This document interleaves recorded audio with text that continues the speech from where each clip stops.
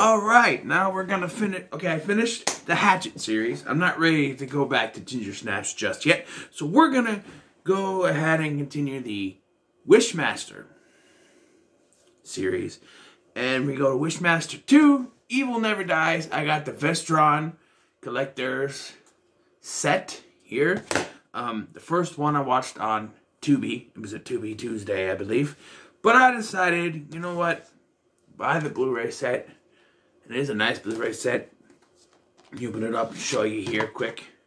Open it up. You got 3 discs. The first one's on the first disc, second one's on the second disc, and then 3 and 4 are together on disc 3. So that's really cool. I eventually want to collect more Vestron Blu-rays. I got a little thing there, but they're expensive, so it's going to take a little while, but you know, it's my hope to eventually do it. But let's talk about this movie that contradicts the first one right away. So,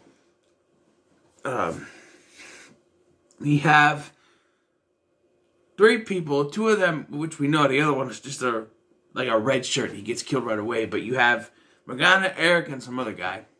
And they're breaking into this museum.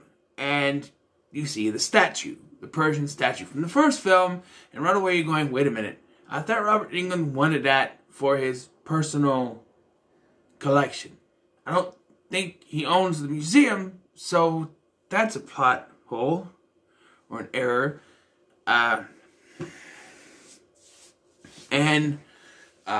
So yeah, and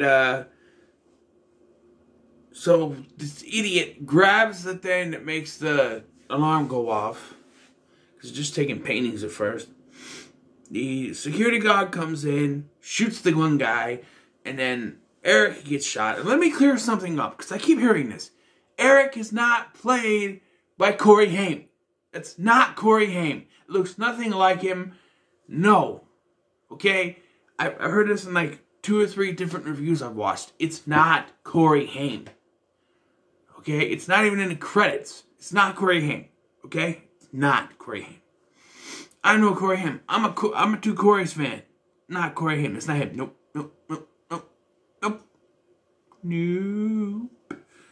So anyway, during this shootout, the opal gets knocked out of the statue. Morgana grabs it, puts it in her jacket coat.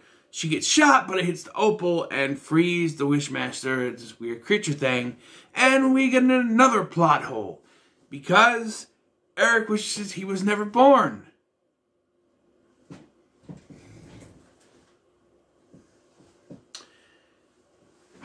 This would be like the end of the first film, where she wished that one guy had never been drinking, right? If he didn't drink, there wouldn't be a... if he wasn't drinking on the job that day, he wouldn't have dropped the statue, opal wouldn't have been found. Boom. And likewise, if this guy wasn't born, he wouldn't have been there with Morgana to rob the place. Probably none of them would have been there, and thus they wouldn't have found the opal. Also, she still remembers that Eric exists. So does everyone else. There's pictures of him, which shouldn't exist because he was never born. And even when she talks to the priest guy, Gregory, she's like, Eric is dead, and he knows who she's talking about.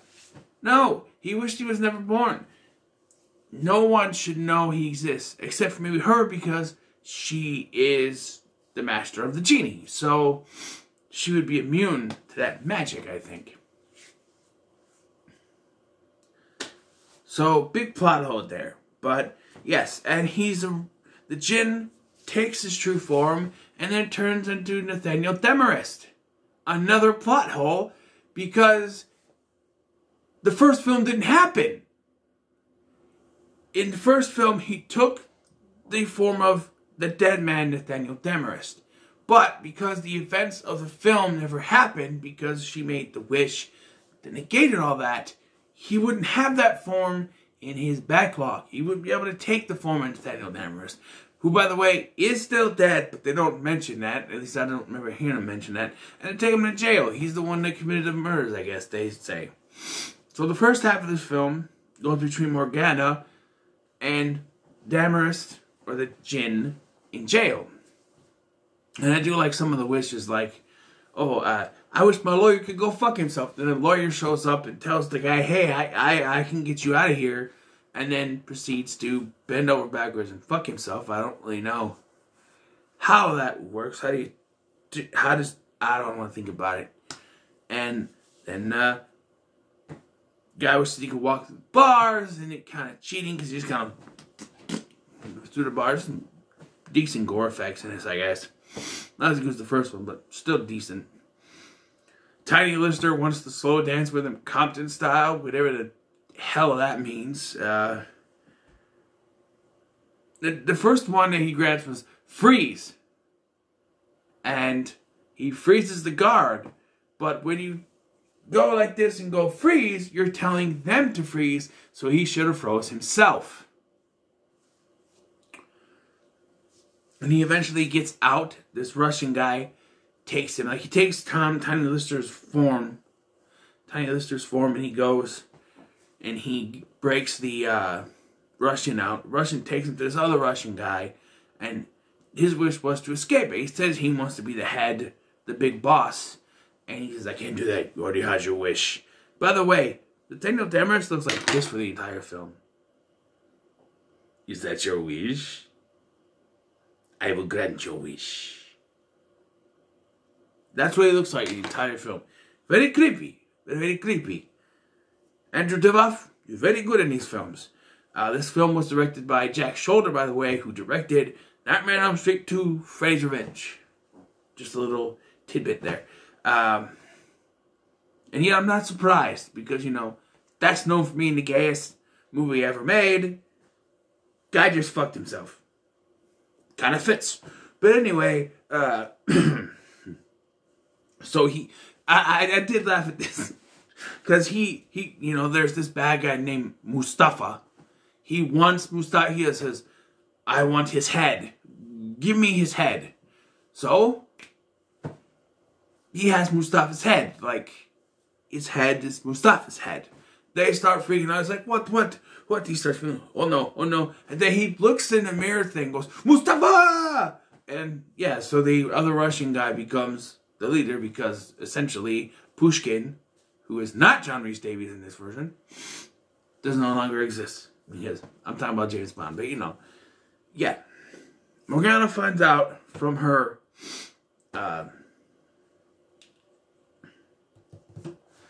reverend friend Gregory that they look through the stuff and they find out that you have to, someone of pure heart needs to say Nib Shugaroth Bahim and grab the opal or something like that to send him back. But she's killed someone, so she's not pure of heart, and she's haven't been pure heart for a while.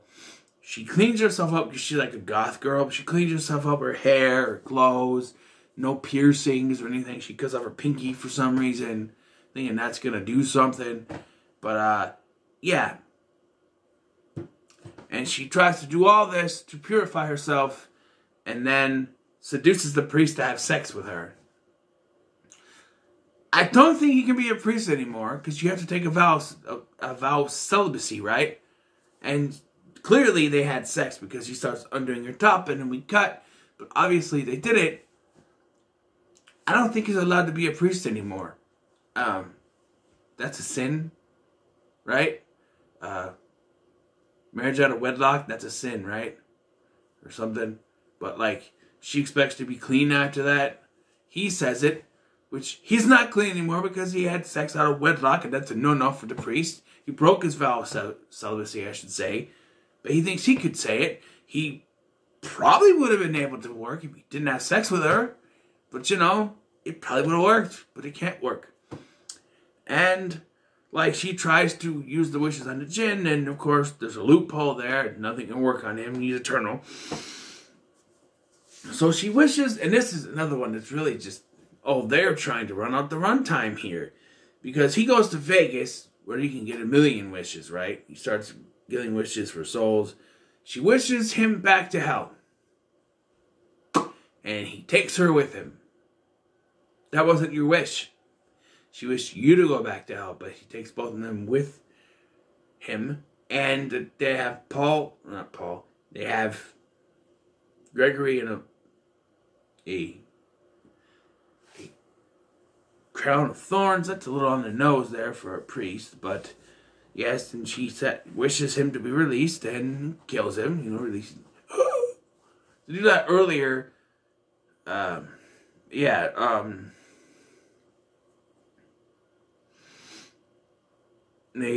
it's kind of like, I think in the first one where he goes, I wish I was released for this pain, and he just kills him, I guess. And Bokeem Woodbine has a cameo in this where he wishes that it would all just come to an end, so we had the locusts and stuff, and yeah, I don't know if that's what necessary. We had a big little ending in the first one, so we have a big ending here, sure. But she makes her final wish, which is she wished, and she words it wrong, so technically it shouldn't have worked. She says, I wish the guy I killed was alive again. She still killed him. She's still not pure. Let me explain. She wished he was alive again. So she still killed him the first time. He's just brought back to life in the morgue. She still fired the gun. He still died. But he was brought back to life. That doesn't count. The correct wording was, I wish I never shot that guy. He should still be, Jin should still be around. She lost. She worded it wrong. But it's the end of the film, so it has to work. So she grabs the opal and says, Nib Sugaroth Bahim, gets sent back into the opal, and Gregory is alive again somehow. They embrace. She says he's gone. And then, like, everyone else is still alive too, even though he took their souls, but no. And,